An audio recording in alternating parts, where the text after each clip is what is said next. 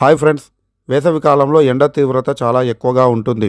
కాబట్టి ఎండలో మనం ఎక్కువసేపు ఉంటే మన బాడీ డీహైడ్రేషన్కి గురి అవుతుంది. డీహైడ్రేషన్ ప్రభావం మన అన్ని శరీర భాగాలపైన ఉన్నప్పటికీ మన మూత్రపిండాలపైన ఎక్కువగా ప్రభావం చూపుతూ ఉంది. డీహైడ్రేషన్ ప్రభావం వల్ల కిడ్నీలపై పడే ఒత్తిడిని అంత త్వరగా గుర్తించలేము. కాబట్టి వేసవిలో డీహైడ్రేషన్ బారి నుంచి కిడ్నీలను ఏ విధంగా కాపాడుకోవాలో చూద్దాం.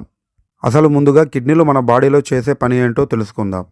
కిడ్నీలు మన శరీరంలోని నీరు, అందులోని మినరల్స్ ఇంకా టాక్సిన్లను వేరు చేసి వ్యర్థాలను బయటికి పంపుతాయి. అయితే మినరల్స్ని మన శరీర భాగాలకు అందిస్తుంది. మనం ఎండలో ఎక్కువసేపు ఉన్నప్పుడు మన శరీరం నుంచి అధికంగా చెమట బయటికి వస్తూ ఉంది. మనం మళ్ళీ నీటిని మన శరీరానికి అందించకపోతే రక్తం చిక్కగా మారి కిడ్నీలకు సరిపడా రక్తము అందదు. దీనివల్ల కిడ్నీల పనితీరు తగ్గుతుంది. కాబట్టి ఎక్కువసేపు ఎండలో ఉన్నవారు తరచుగా నీరు త్రాగుతూ ఉండాలి. నిమ్మరసం కానీ మజ్జిగ కానీ తాగితే ఇంకా మంచిది. మరి శరీరంలోని నీరు చెమట రూపంలో బయటికి వెళ్ళిన తర్వాత దానిని రీప్లేస్ చేయకపోతే యూరిన్ తక్కువగా వస్తుంది. ఇంకా కిడ్నీల్లో రాళ్ళు ఏర్పడతాయి. మూత్రంలో ఇన్ఫెక్షన్స్ మరియు యూరినరీ ట్రాక్ట్ ఇన్ఫెక్షన్స్ వస్తాయి. ఇంకా కిడ్నీలు ఇబ్బందుల్లో ఉన్నాయంటే ఈ విధమైనటువంటి లక్షణాలను మనం గుర్తించవచ్చు. మూత్రం చాలా తక్కువగా వస్తుంది.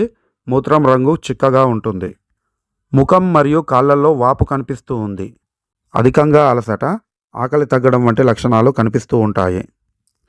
పైన చెప్పిన విధంగా కిడ్నీలో ఇన్ఫెక్షన్స్, రాళ్ళు రాకుండా ఉండాలంటే డీహైడ్రేషన్ బారి నుంచి మన కిడ్నీలను కాపాడుకోవాలన్నా అవసరమైన నీటిని తరచుగా తాగుతూ ఉండాలి.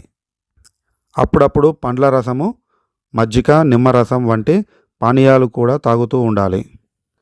ఈ విధంగా మన ఆరోగ్యాన్ని కాపాడుకుంటూ మన కిడ్నీలను కూడా కాపాడుకుంటూ డీహైడ్రేషన్ ప్రభావం మన మీద పడకుండా చూసుకోవచ్చు. ఈ వీడియో మీకు నచ్చినట్లయితే ఒక లైక్ చేసి ఛానల్ని సబ్స్క్రైబ్ చేసుకోండి. Thank you for the watching.